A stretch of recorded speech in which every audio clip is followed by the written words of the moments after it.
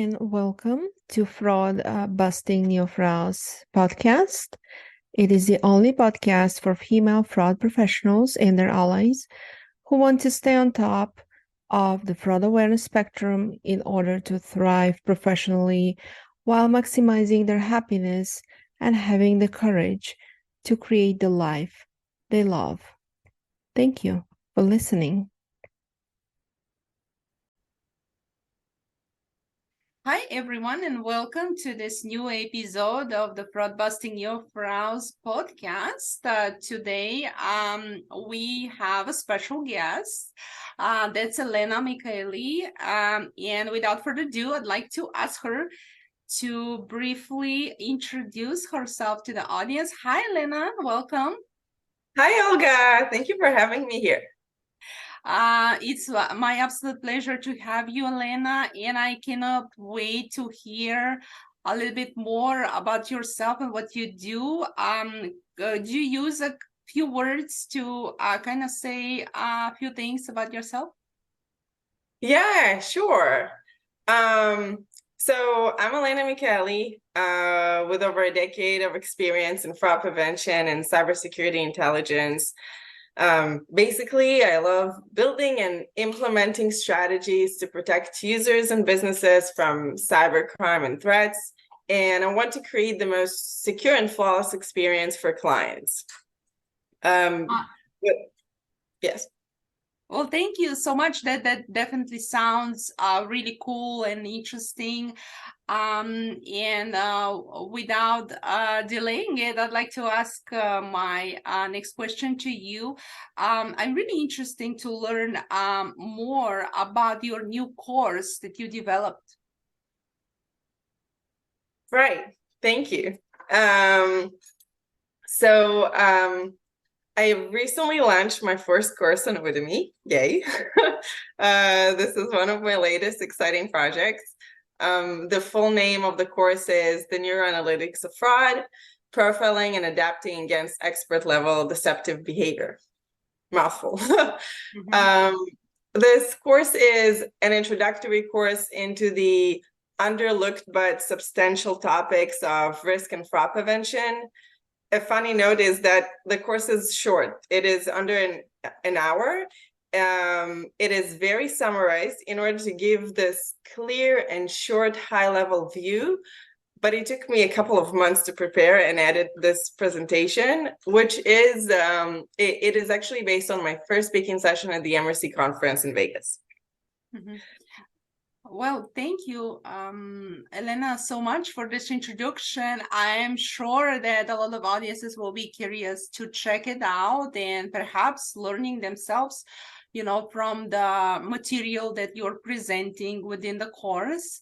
So I'm really grateful for you to be kind of introducing the course during our interview here.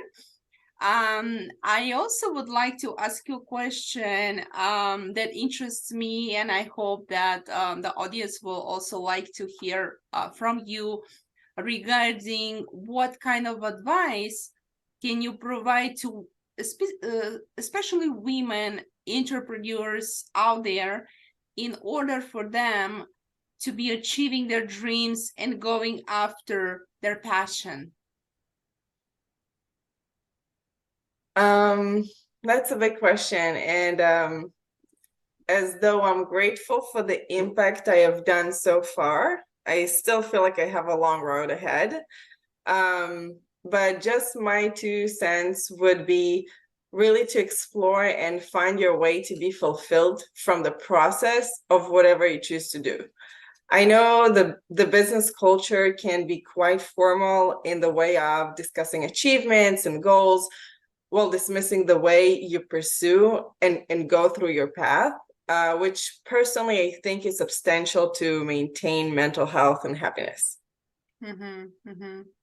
Well, thank you so much, Elena. I am sure the audiences will be interested to learn and follow your advice.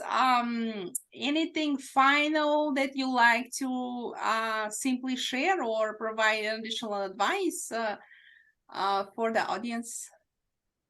Yeah, actually, I would want to maybe share a little more about the course, just in terms of what it covers, just for the listeners to have a little bit of understanding what is it for, and the course covers essential aspects that affect organizations in terms of fraud prevention. The main three topics are professional skills with an emphasis on behavioral cues and biases of humans to identify the bad actors.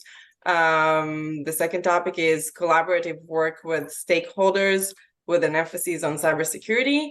And the third topic is about the hottest buzzword in the world right now, AI. I touch on the artificial intelligence topic only on the level of critics of considerations to take into account for the fraud preventative strategies for companies.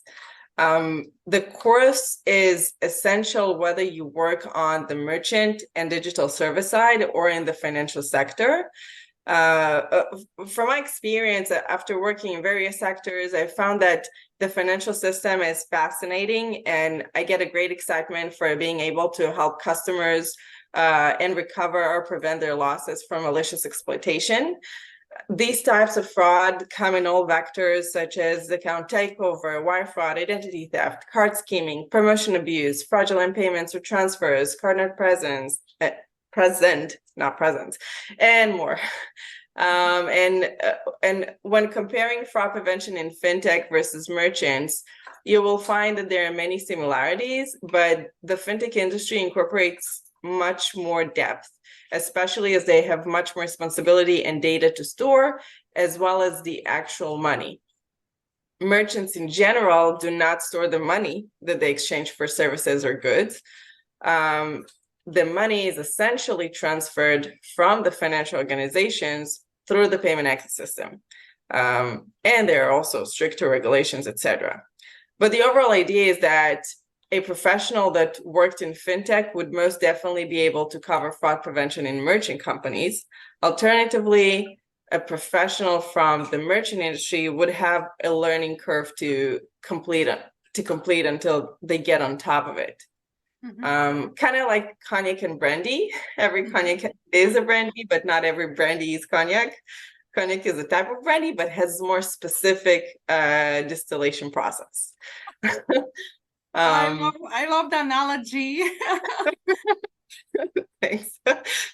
I thought kind of just to simplify for listeners, because I get this question a lot regarding fintech and merchant, and especially when you have hiring managers or recruiters that don't really see how you can incorporate skills from one industry to another, and kind of just have a little more understanding that we talk at the end of the day, we talk about the data, and we talk about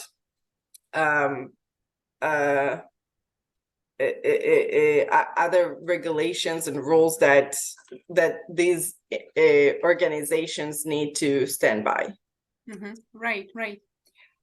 Well, so actually, I'm sorry. This is also why I wanted to add that the target of this introductory course is pretty wide, such as professionals that practice fraud prevention or trust and safety, as well as C-suite, hiring managers, and recruiters, in order to help the audience in their line of work, and to help recruiters and hiring managers navigate through the relevant requirements needed, and for the C-suite to give an understanding of this world as it has paramount influence on all teams in the companies, and to enhance collaboration with the fraud fighters by providing the leaders valuable knowledge. Well, thanks so much for this little bit of deeper information about your course. I am sure it can be really valuable for the types of audiences that you just listed. I am absolutely grateful to you for this participation, this interview, but not only that, but also all of your effort invested into the creation of the course, because again, I'm going to repeat myself here, but it is definitely very much valuable for the audiences out there. And I wish you lots of luck and success in the future in developing even more of those, and hoping to do more interviews with you in the future. Thank you. I really appreciate that. Well, thank you, Elena, for being our special guest today. And thanks everyone for listening. Stay healthy and happy.